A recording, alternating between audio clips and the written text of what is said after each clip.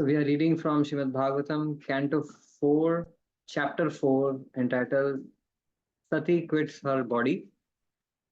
So we will begin with the prayers first, and then we will dive into a summary of what we discussed, and then we'll continue from today's section. ॐ अज्ञानतिमिरान्धस्य ज्ञानाञ्जनशलाकया चक्षुरुन्मीलितं येन तस्मै श्रीगुरुवे नमः। नमो विष्णुपादाय कृष्णप्रेष्ठाय भूतले श्रीमते भक्तिवेदान्तस्वामिनिति नामिने। नमस्ते सरस्वते देवे गौरवाणी प्रचारिणे निर्विशेषशून्यवादी पाश्चात्यदेशतारिणे। जय श्री कृष्ण चैतन्य प्रभु नित्यानंद श्री अद्वैत गदाधर श्रीवासादि गौर भक्त वृंद। हरे कृष्ण कृष्ण कृष्ण हरे हरे, हरे राम राम राम हरे हरे। हरे कृष्ण हरे Krishna. So let's do a quick recap. Welcome everyone, offline, in person, and online through Zoom for joining us. And I can see many of you who we have met before, and some who might be joining first time. So thank you each and every one of you for taking the time out for these discussions. So we began this discussion on the Srimad Bhagavatam. As some of you might know that before this these sessions started about a month back or so, we were doing this Gita for You podcast where we discussed the entire Bhagavad Gita throughout the year. So that Gita for You podcast concluded in March this year. And so then after that, we began this Bhagavatam discussions, especially life lessons from the Srimad Bhagavatam. And we chose to begin with the fourth canto, the section on the intrigue between Daksha, Shiva, and Sati. So that's where we began our discussions. And let me give you a quick, because some of you are joining for the first time, so let me give you a quick recap. So basically, here in this section of the Srimad Bhagavatam, the genealogy of Swambhu Manu is being described, and the genealogy of Swambhu Manu includes his two sons and three daughters. The two sons are Priyavrat and Uttanpad, and daughters are Devhuti, Akuti, Prasuti. And out of the daughters of Prasuti, one of them, the most dear daughter of Prasuti and Daksha, is Sati. And while describing about the genealogy, Maitreya Rishi tells Vidura that Sati, however, didn't have any offspring because she left this world prematurely. And this was something very surprising for Vidura, and he asked why. And he told that actually she immolated herself, she committed a suicide because of this conflict between Lord Shiva and Daksha. And so he wanted to know more. How is it that Daksha, who considered Sati as his pet daughter, becomes so hard hearted and uh, indifferent to her and take up enmity with Lord Shiva, who is who is the most dear of all living entities. Nirvairam, he doesn't have any enemies. शांत विग्रम, ही शांत, मतलब शांत व्यक्ति से कैसे पंगा ले सकता है कोई. So this was the question which Vidura asked from Maitreya, and Maitreya Rishi then began to describe the whole history, beginning with that how once there was a big sacrificial arena, and there Daksha was organizing a big, mm, sacrifice, and all the who's who of the planet of the universe were invited. Brahmaji was there, Lord Shiva was there, all the devatas were there, and here comes Daksha. Everyone rises, mm, being very much amazed by his charisma and his aura. Everyone is fully rising in reverence, whereas Lord Shiva and Brahmaji are still sitting. So he didn't mind Brahma, his father, sitting, but he took offense to Lord Shiva not rising, and then that triggered the beginning of a lifetime of animosity. So it might take only a small spark to start a forest fire. Hmm. The forest fire can destroy the entire forest and so many people, but it starts with a small spark. Hmm. So similarly, this the conflicts in this world, they start with small sparks and then they end up engulfing, hmm, you know, members of a family, families, communities, societies, nations, and practically the whole world, world war, right? So this is how the world is so, there is such a delicate, it is in such a delicate place, that any spark can lead to a fire. So then this disrespect perceived by Daksha led him to actually insult Lord Shiva in public, in front of everyone, all the devatas, and consequently, because of his being upset, he cast a curse on Lord Shiva. But Shiva's follower Nandi could not tolerate. He counter cursed Daksha, and cursing, counter cursing, it continued. The followers of Daksha cursed, and then this uh, schism that continued for thousands of years. And then another, you know, fast forward. That's how Bhagavatam is. It will show you one scene, and then it will fast forward you to the next relevant scene. And the next time it shows is there are aeroplanes, celestial airplanes, and all the devatas with their wives, the damsels, apsaras, gandharvas, everyone is heading towards, hmm, the Wankhede Stadium. No, everyone is heading towards another sacrificial arena created by Daksha, where a grand universal sacrifice is going to take place, and everyone is decked up, excited. There is excitement in the air. And Sati, on seeing everyone going, even her sisters going, it creates a great desire in her heart that I should also be there.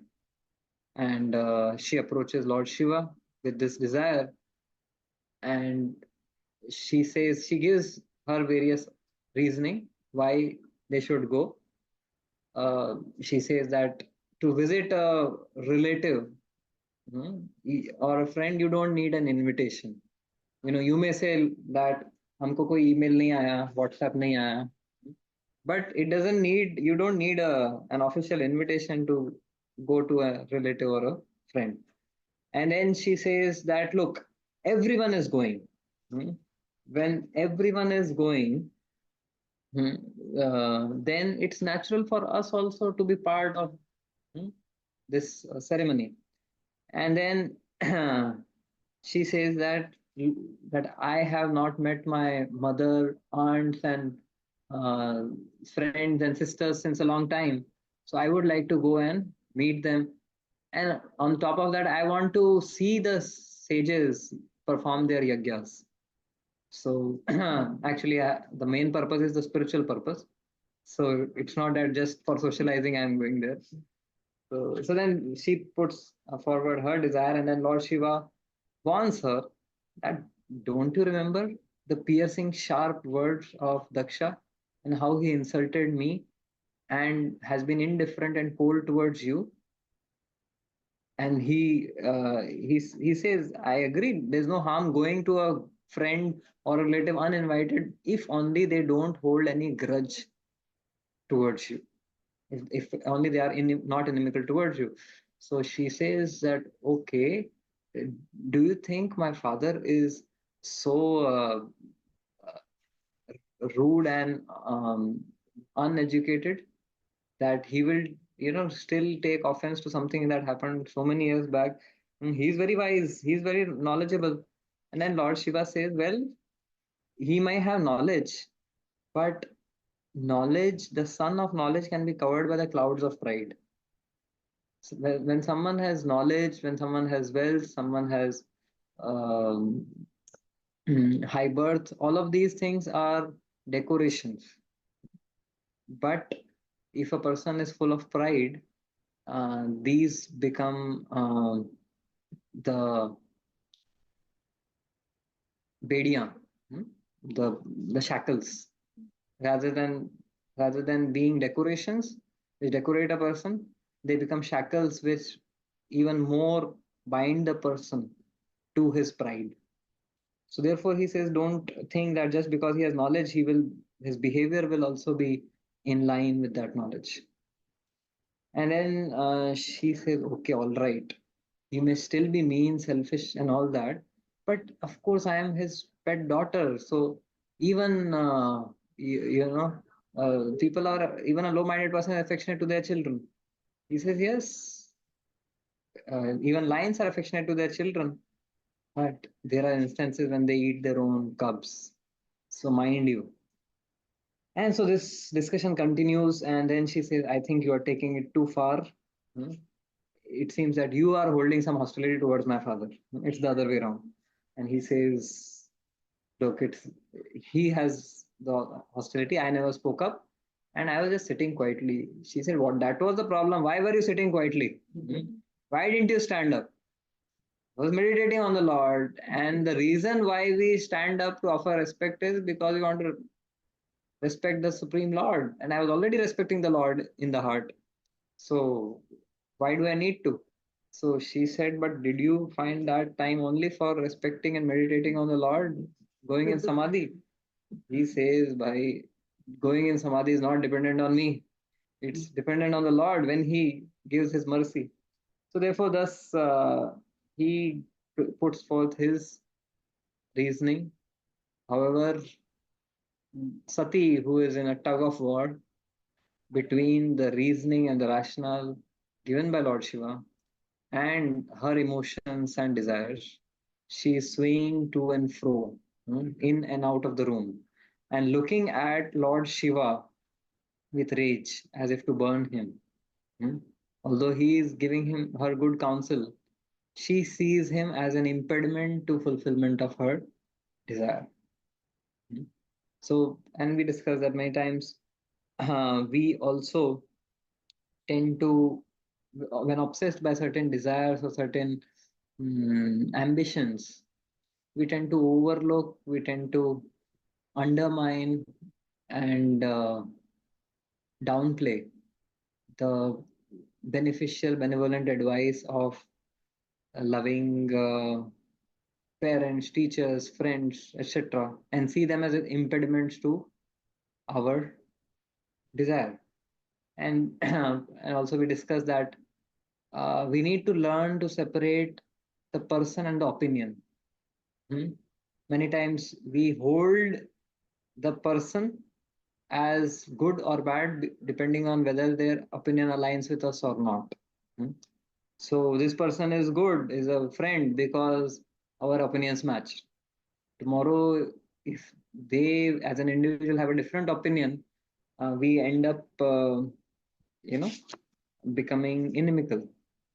So this leads to very volatile relationships. So these are certain things that we discussed.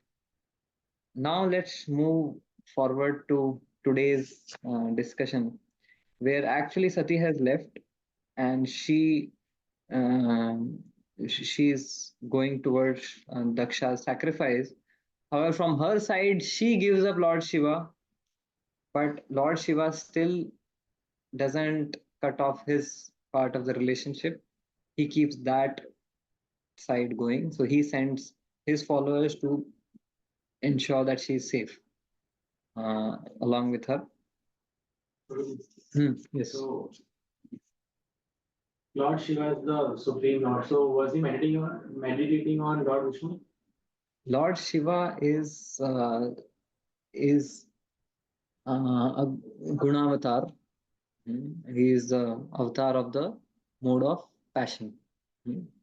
So he is in charge of the mode of passion. Ishvara Parama Krishna. Ishvara Param means Supreme Lord. कौन है? कृष्ण है. Anadir Adir Govinda. The cause of all causes is Krishna or Govinda. And Lord Krishna expands further expansions, Balram, Chaturvyuhas, Vasudeva, Sankarsana, Pradyumna, Aniruddha. And then for the second quadruple expansion, then Mahavishnu, then Garbhodakshai Vishnu, then Shirodakshai Vishnu, right? So there are several expansions of the Lord. And Lord Mahavishnu, in order to interact with this material energy, he metamorphizes as Lord Shiva. Lord Shiva is the one of the partners, one of the. He is he is neither Jiva Tattva nor Vishnu Tattva. The Supreme Lord is Vishnu Tattva, and we are Jiva Tattva. Lord Shiva is in between. We'll take some other class to understand this. But so here, Lord Shiva is not the Supreme Lord. He is a Tattva, Lord Vishnu. He metamorphosizes as Lord Shiva to actually deal with this material energy. Material energy is presided over by Durga. This world is a Durga Devi. She is the superintendent, and her husband is Lord Shiva. So Lord Vishnu or Lord Krishna, they don't directly deal with the material energy. This material world is a prison created by the Supreme Lord for conditioned souls who are rebellious to reform them, right?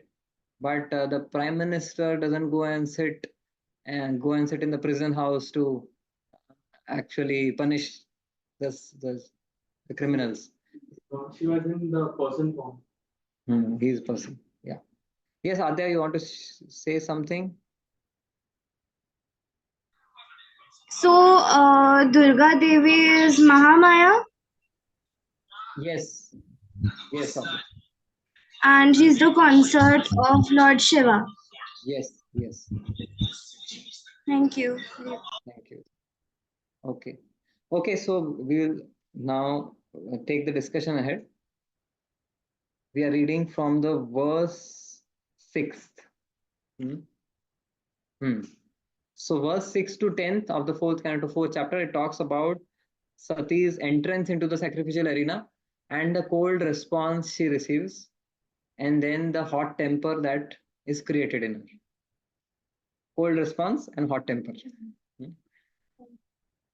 So these are the combination of the material world. She then reached her father's house where the sacrifice was being performed and entered the arena where everyone was chanting Vedic hymns.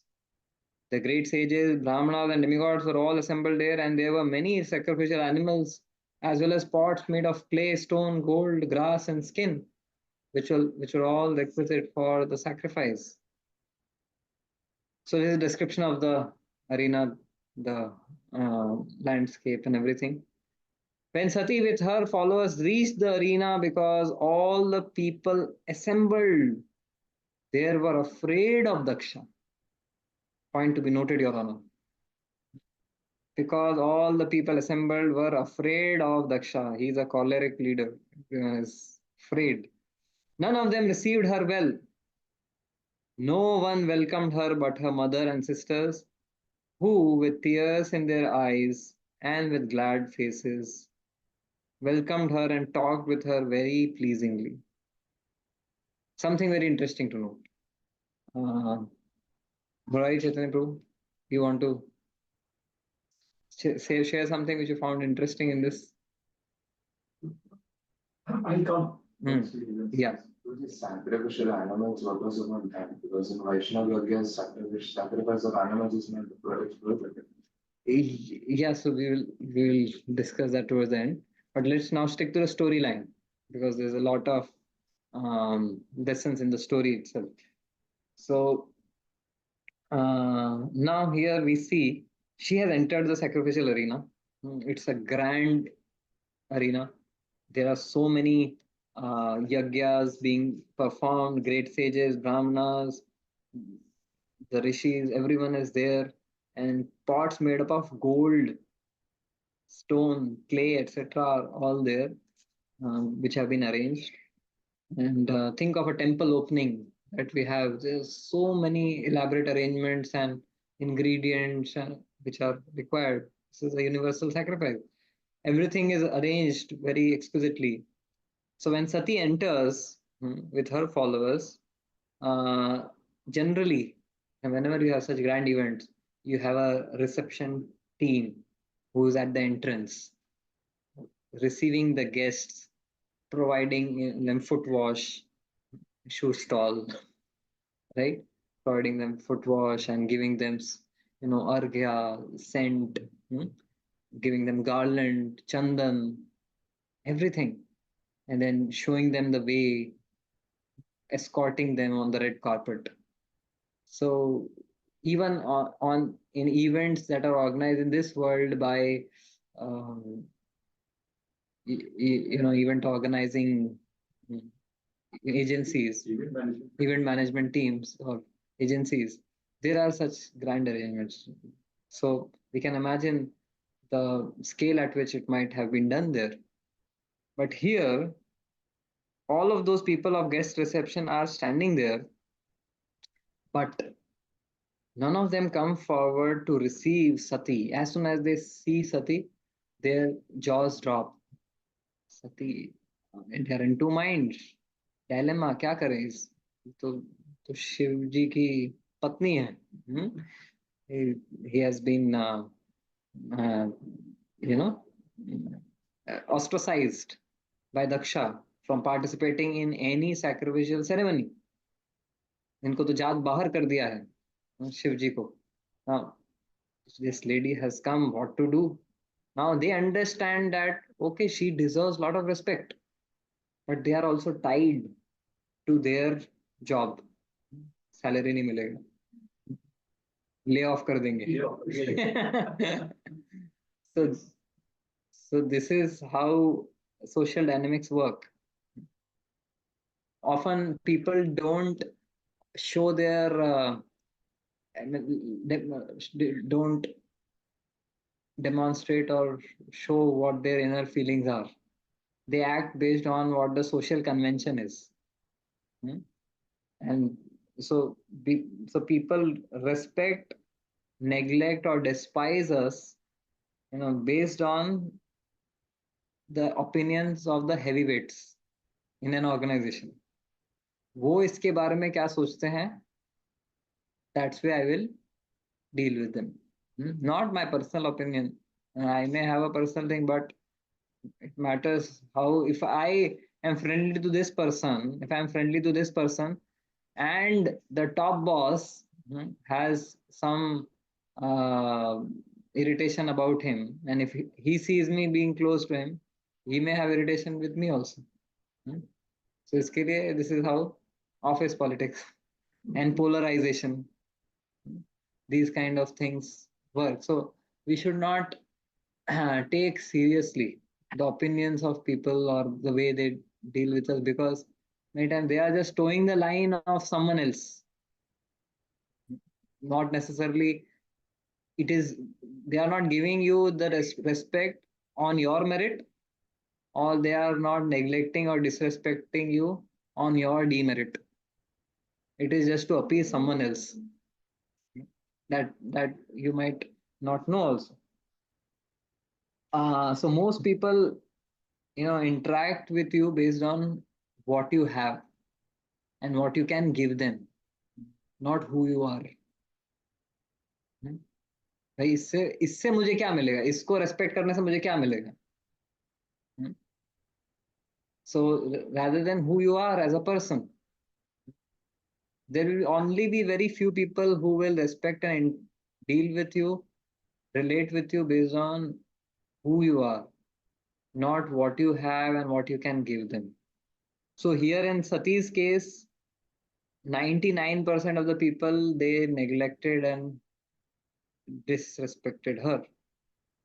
but only select few, her mother and sisters, they came forward with tears in their eyes, genuine emotions, glad faces, welcomed her, and talked with her very pleasingly. They didn't care a fig about all of these office politics, kya chal raha hai, dynamics, what Daksha will think, who that will think. Let them think who are interested in salary. They are interested in relationship, right? So this is you know the case here, and let's see what Prabhupada says in the purport. The mothers and sisters of Sati could not follow the others who did not receive Sati well. Due to natural affection, they immediately embraced her with tears in their eyes and with loving feelings. This shows that women as a class are very soft hearted. Their natural affection and love cannot be checked by artificial means. So, last time we had a discussion, this time you see the other side of the story. Sometimes people just take one purport and then flash it and make a big thing. Although the men present were very learned brahmanas and demigods, they were afraid of their superior Daksha, and because they knew that their well-becoming Sati would displease him, although in their minds they wanted to receive her, they could not do so. Women are naturally soft-hearted, but men are sometimes very hard-hearted. Balancing out the discussion. Okay, so yes, so the lesson we derive from here is we should take it for real that most people will not interact with us or make a relationship based on who we are, but based on what we have and what we can give them. Mhm. So we should not take everyone's behavior very seriously. Oh, this person is praising me. So means that's great. I am great. He is great. And this person is despising me or criticizing me. Then this person is a rascal. This person is a demon. No, many times people have something else what they can receive. There will only be some people who will genuinely appreciate you and genuinely give feedback to you, hmm, irrespective of what you can give or what you cannot give to them. So we should just take their opinion about us very seriously. Rest of the world, we need not take pressure, too much pressure about that. Okay, now let's read the next verse. Although she was received by her sisters and mother, she did not reply to their words of reception.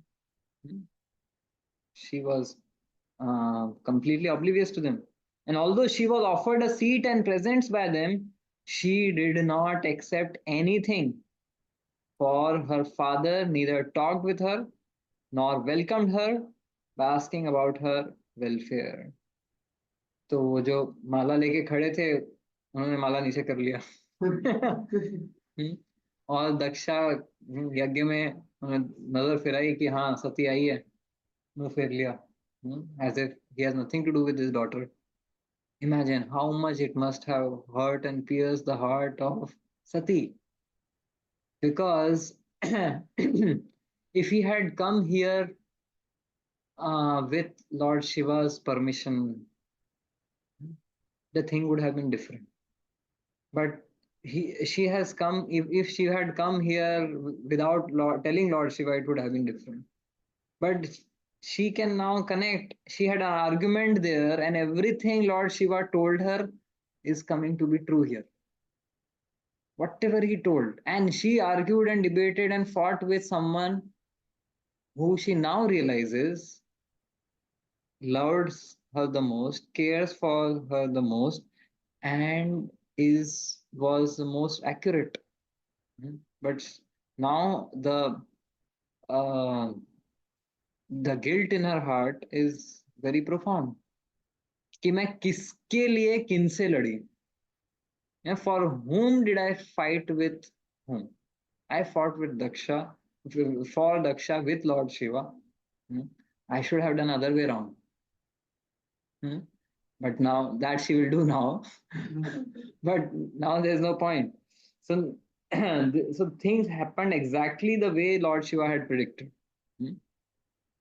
But that time, why was it that she was not able to, you know, and nothing made sense to her? What do you think? Everything what he said, right now it makes perfect sense to her. But that time, nothing she could digest. Why? She thought maybe father's love would overcome it. That friction when he sees her, that friction would subside maybe. Yeah, because she was blinded by her desire. She hope against hope, she hoped that it will diminish because her desire of going to the sacrifice, her desire of meeting with everyone, of socializing, whatever, was so big that it covered her intelligence. So Lord Shiva didn't go along with her. He he didn't want to become a party to this hmm, event. So he didn't go. He sent his followers to protect Sati in this situation.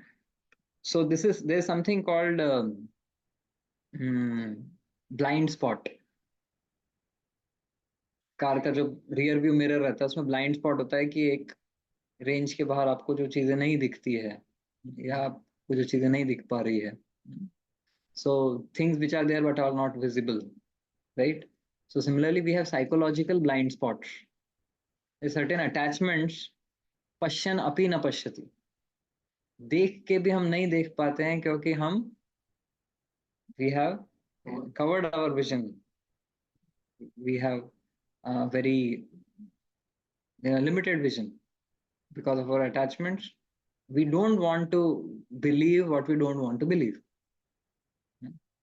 So that was the situation of Sati in this case. But now, having realized that who was her true well-wisher and who was her true benevolent advisor, now she's full of grief and guilt. So much so that she is being one of the reasons to come here was to meet her loving mother, aunts and friends and sisters. Now despite the fact that she's getting all of them, meeting them, they are happily with tears approaching and embracing her and giving. Nothing of that pacifies her. She cares, nothing of all of that.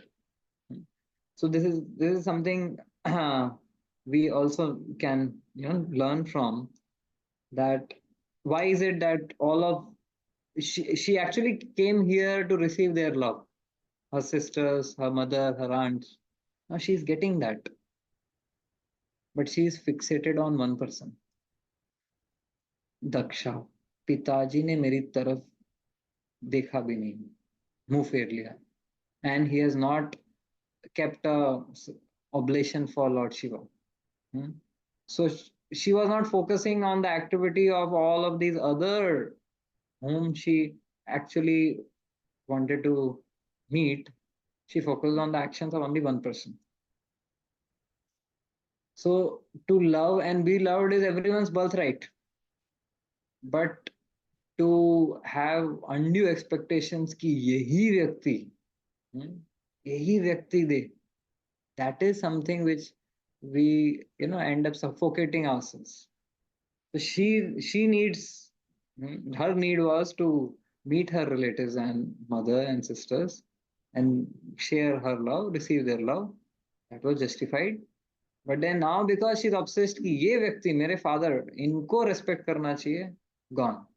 Now she will not be able to appreciate and relish any of the other people reciprocating.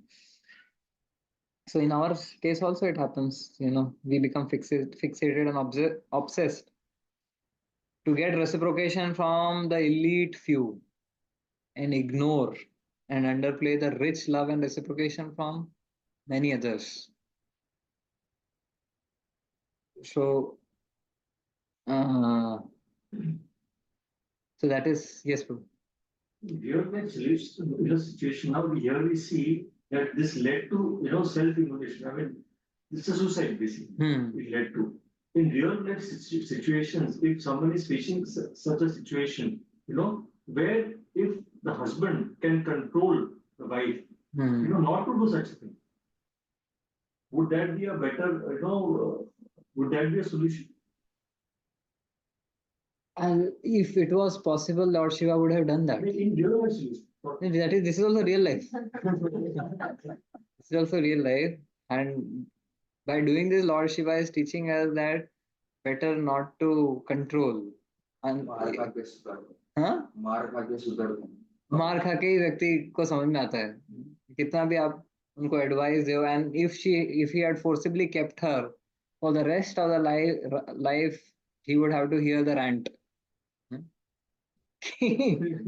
आपने मुझे जाने नहीं दी, right?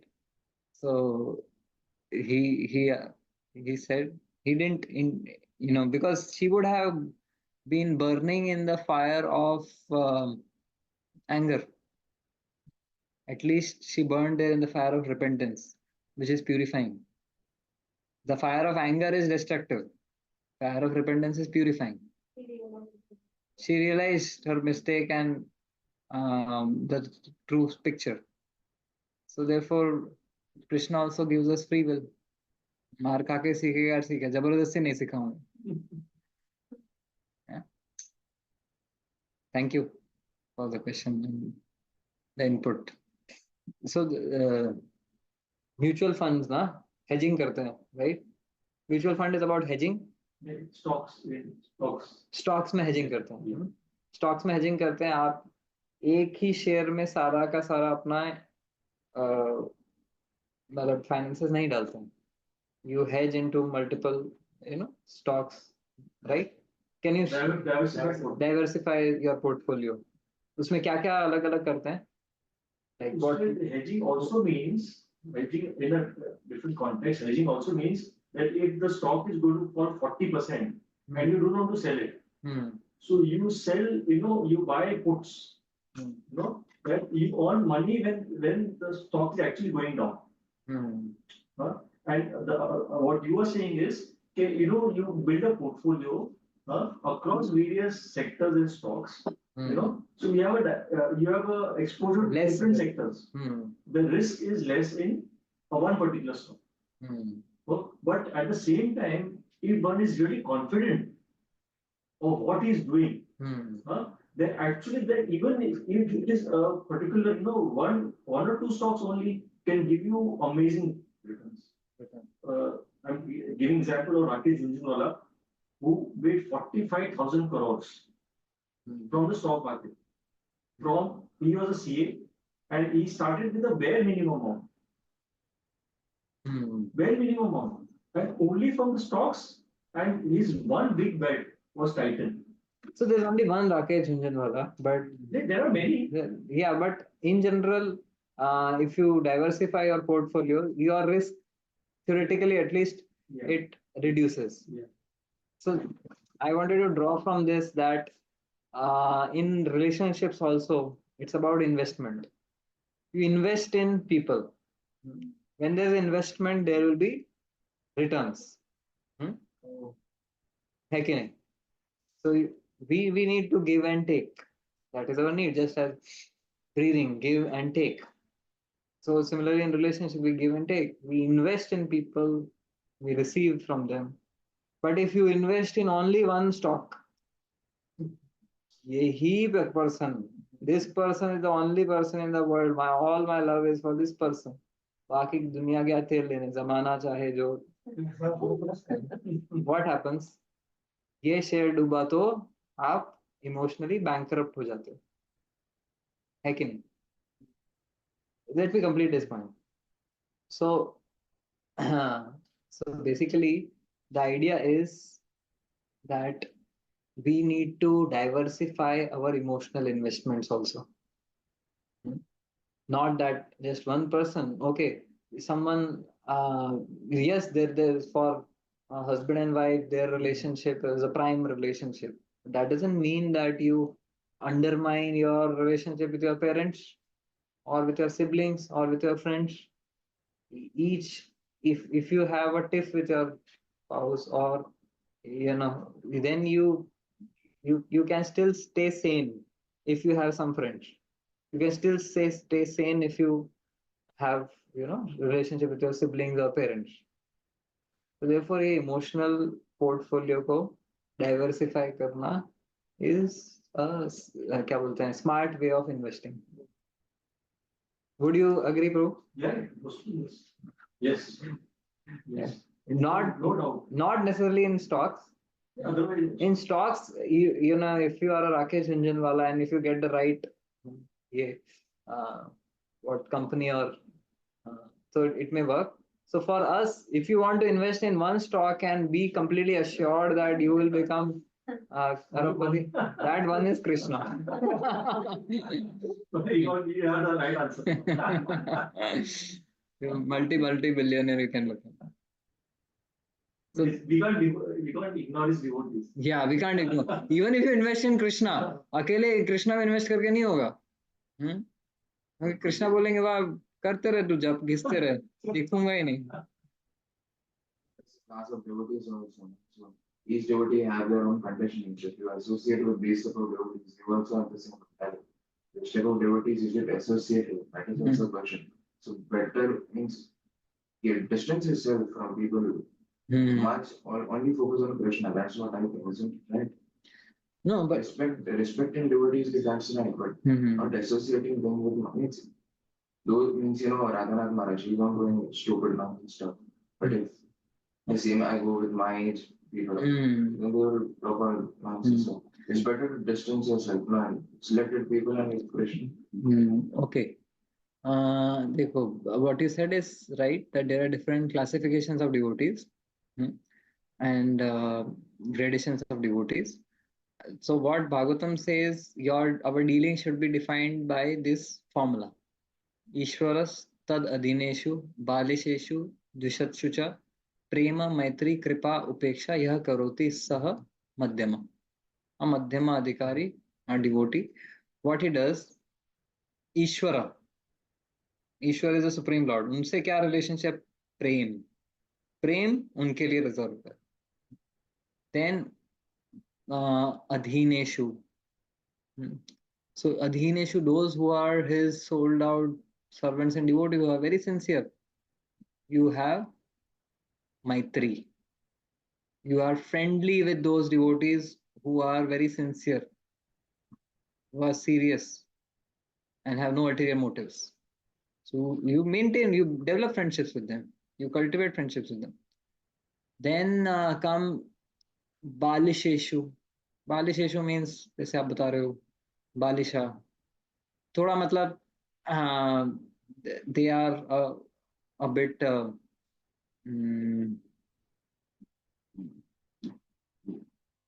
kiddish, childish type का behavior ऐसा है. So then you have kripa. You just, if you find someone who is innocent and who is not very serious, you teach them the right method of bhakti. And those who are inimical to Krishna, or those who are having a lot of prajalpa and other tendencies, upeksha, keep distance. So there are different gradations of devotees. Now you get Krishna not from Krishna. You get Krishna from devotees of Krishna. Because Krishna has all rights reserved. He has given all the rights on himself to his devotees.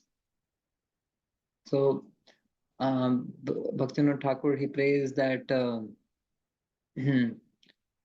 ekaki amar nahi paye bal harinam sankirtane. To approach Krishna, I don't have the strength alone. I need devotees' help. So even we can't approach Krishna without the help of devotees. So we need to associate with devotees. Association doesn't necessarily mean that we are having, just having some fun time and prajalpa. And association means heart to heart, guhyam akhyati prachati.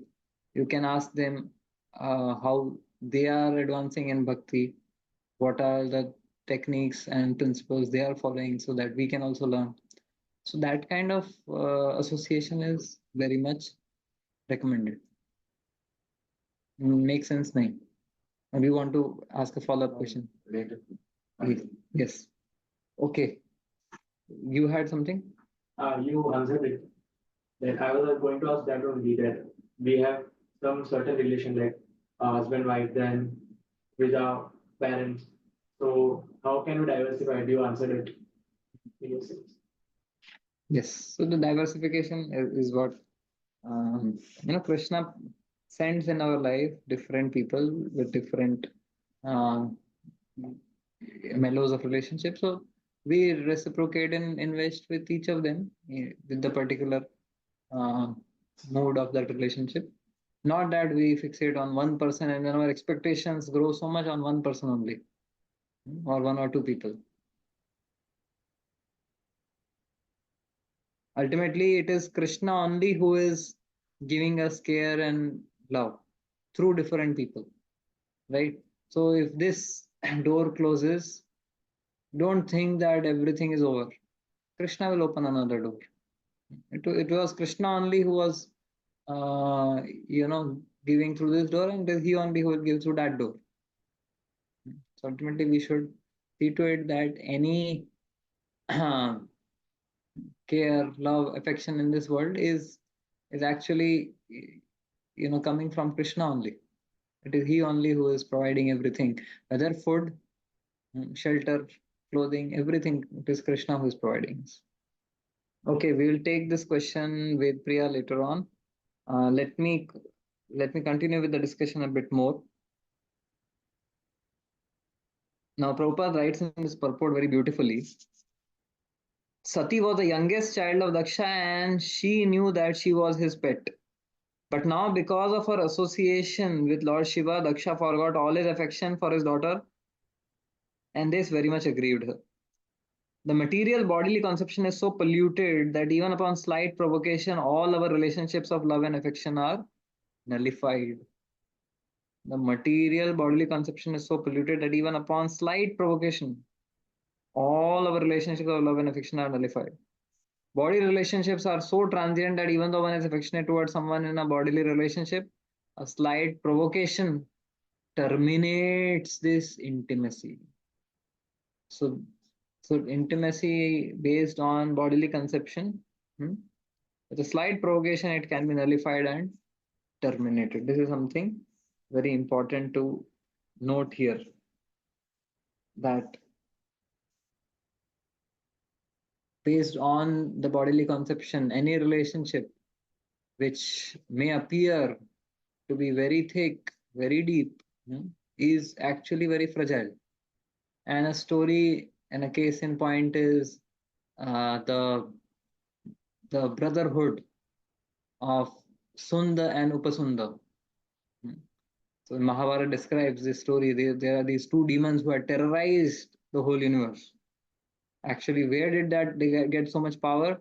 They had performed a lot of austerities, these two brothers, and had besieged Brahmaji to give them the benediction that no one can kill us except each other. And they knew, भाई अपन तो एकदम जम के यार हैं, right? So जिगरी यार हैं, लंगोटिया, right? So हम लोग एक दूसरे में ही सारी दुनिया पे राज करेंगे, right? Who is going to cause any rift amongst us? So then they thought that now we are invincible, we are, Amar. So now what happened? All the Devata, they are terrorized. They want to find a solution. So then the solution is sent in these in their life. Tilottama, an Apsara is sent. And then on seeing that Apsara, Sunda thinks she is for me, she loves me. And Upasunda thinks that she is for me, she loves me. And then फिर दोनों का आपस में झगड़ा चालू होता है, and then they end up killing each other, right? So this is how the intimacy based on bodily conception, because it is built on a castle built on sand, sand castles. एक wave आएगा और पूरा का पूरा castle बह जाएगा. Whereas relationships based on Krishna connection, they are real deep relationships. Even though you may not have any blood connection, you may not have any blood relationship, not even from the same country, not speaking the same language, but we have seen how Srila Prabhupada created this worldwide society, and his disciples who who don't speak the same language, who are from someone from Russia and someone from America, arch enemies, so to speak, but they cooperated to serve the Lord and spread this movement. The blacks and the whites coming together, the Russians and Americans coming together. So this is, and coming together so closely that no one can imagine to have such deep relationships. So that is possible when Krishna is in the center. Okay, let's read the 9th verse translation. Present in the arena of sacrifice, Sati saw that there were no oblations for her husband, Lord Shiva. Next, she realized that not only had her father failed to invite Lord Shiva, but when he saw Lord Shiva's exalted wife, that is Sati, Daksha did not receive her either. Thus, she became greatly angry, so much so that she looked at her father as if she were going to burn him with her eyes. अभी यही तो करके आई थी उधर. Burn Lord Shiva with her eyes, and now she is ready to burn Daksha with her eyes. So this is again another case of pendulum, right? That when we make someone else, when we make someone else responsible for our happiness and sorrow, when we don't take control or charge of our emotions, we give the charge to someone else. Okay, if this person does like this, I'll be happy. If this person doesn't do like this, I'll be sad. So give the emotion button remote to someone else, then their actions will play your emotions and expressions. And then you have to burn this person. Then कल को वो व्यक्ति इसको burn करो. Right? किस किस को burn करेंगे? Ultimately खुद ही burn out हो जाते हैं. And that's what happened. She burnt out. Right? So need to take charge of our own emotions, need to take charge of our own decisions. This is what is the need here. And then another thing is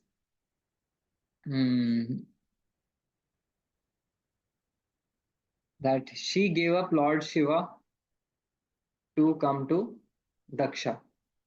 She felt that somehow patch up ho jayega. When she comes to Daksha, he will somehow accept her and let's forget all of those past and move ahead. This is what she thought. But can you ride on 2 boats? Unfortunately, you can't. Even if you try to ride, what happens? You drown. That's what happened to Sati. So she made her choice. She thought that she will ride on 2 boats together. But then eventually she realized that she neither is there nor here. Na Shivji ke paas hai, na Daksha ke paas hai. Right? So you have to make a choice, one of them. So when you give up the temporary for the eternal, you lose both. Think about it.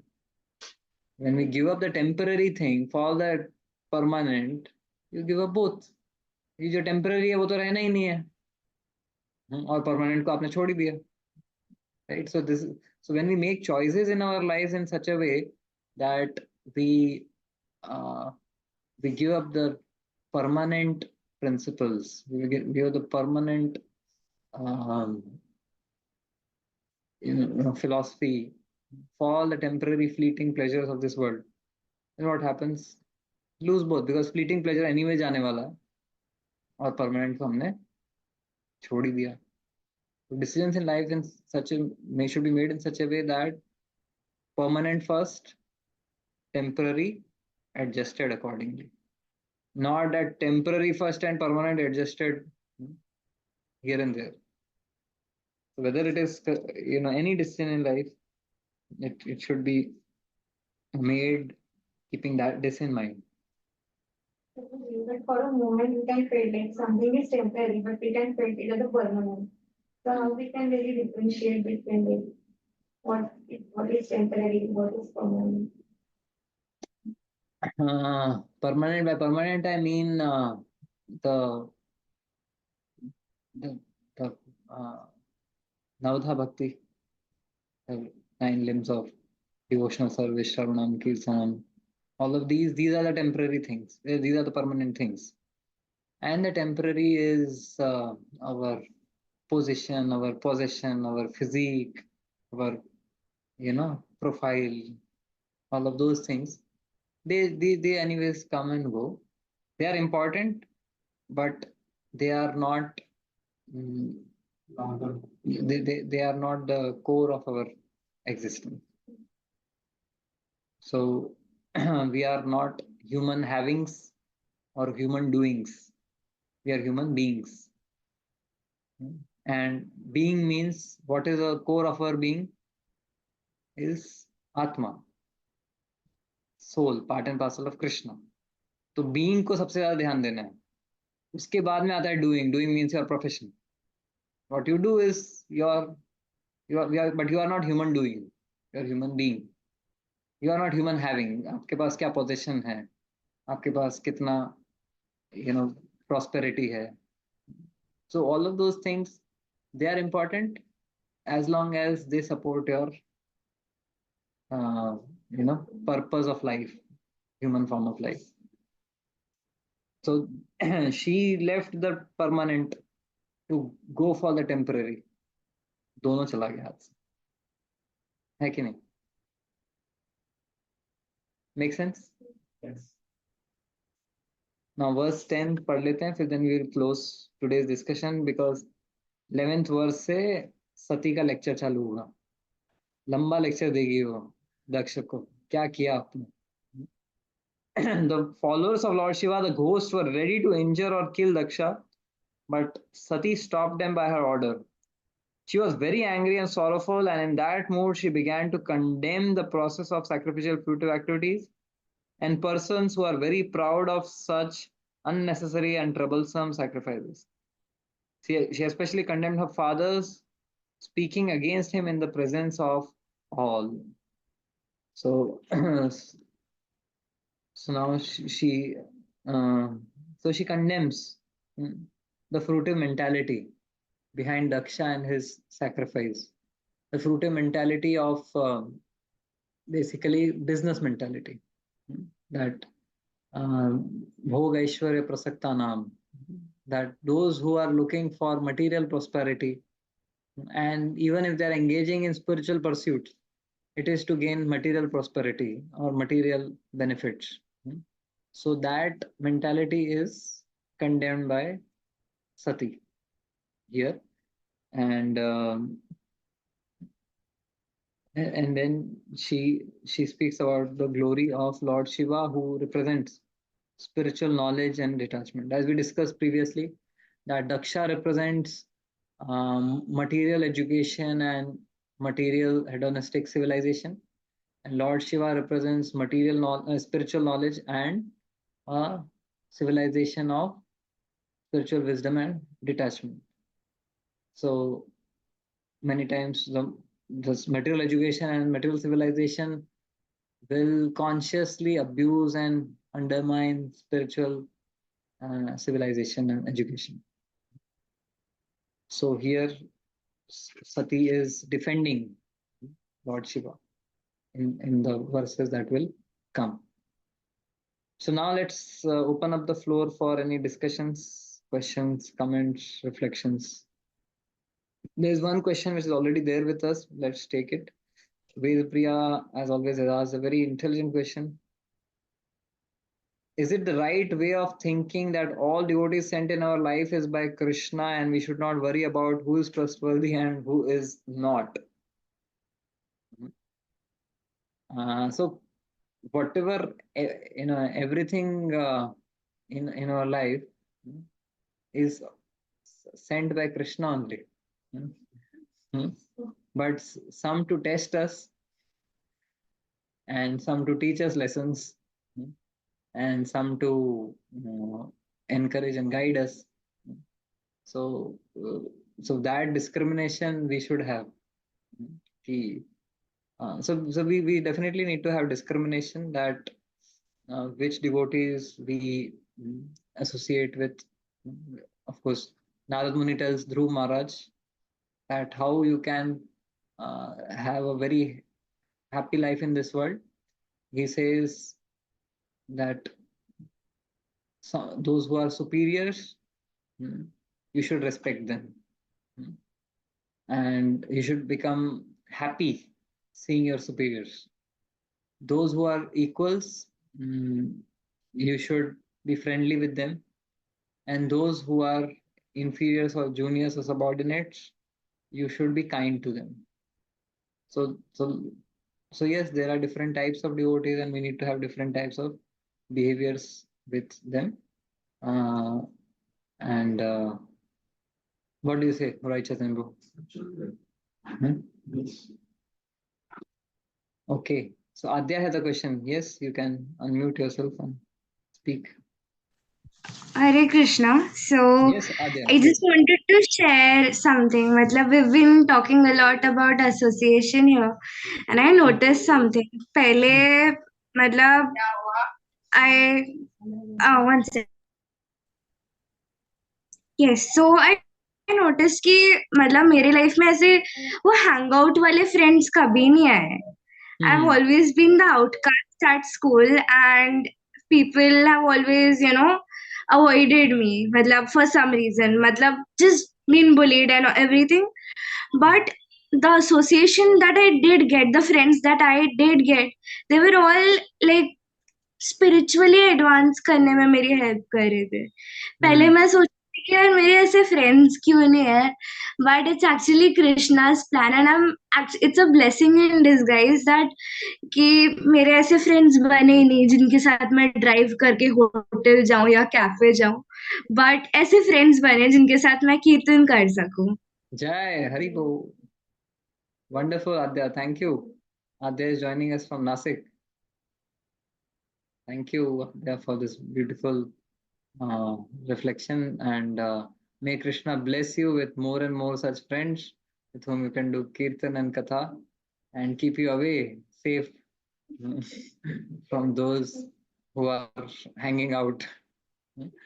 And yeah, if you look at the life of Bharat Maharaj, he gave up everything to attain Krishna. But then one innocent association with the deer made him a deer. And he lost his deer, Krishna. So association has to be very carefully done. Very carefully done. So therefore, next time when he comes as Jada Bharat, he was ultra careful. He behaved in such a way that ऐसे लोग दूर ही रहेंगे. So when his brothers and family members who were in mode of passion, he behaved as if he's the Avadhut. So they kept him away. Rice fields में, paddy fields में उसको खड़ा कर देते थे as a scarecrow. Then those who were in mode of passion, those dacoits, he behaved as if he's a brainless, feather-brained person for Bali. And then he didn't speak anything to them. He didn't speak anything to his brothers. But when Rahugana Maharaj came, he felt ये बंदे को कुछ तो बुद्धि है. He can understand spiritual knowledge. Then he opened up his mouth. Because if he had opened up his mouth in front of his family members who are materialistically oriented, they would have actually minimized or undermined the knowledge which he had. They would not have taken it seriously. And same is the case with those dacoits. But in Rahugan, he saw an able candidate who can understand the knowledge which he has, and therefore in front of him he spoke. So we should also have that discrimination, which person is sincere and has inquisitiveness, and to that person you speak and reveal your spiritual side, and for the rest of the people you just do your business dealing and cut and move out. Yes, Satya. Okay, so are there any other questions or points? Then we'll close the session. Srila Prabhupada ki jai, Granth Srimad Bhagavatam ki jai, Nitai Gaur Premanandi.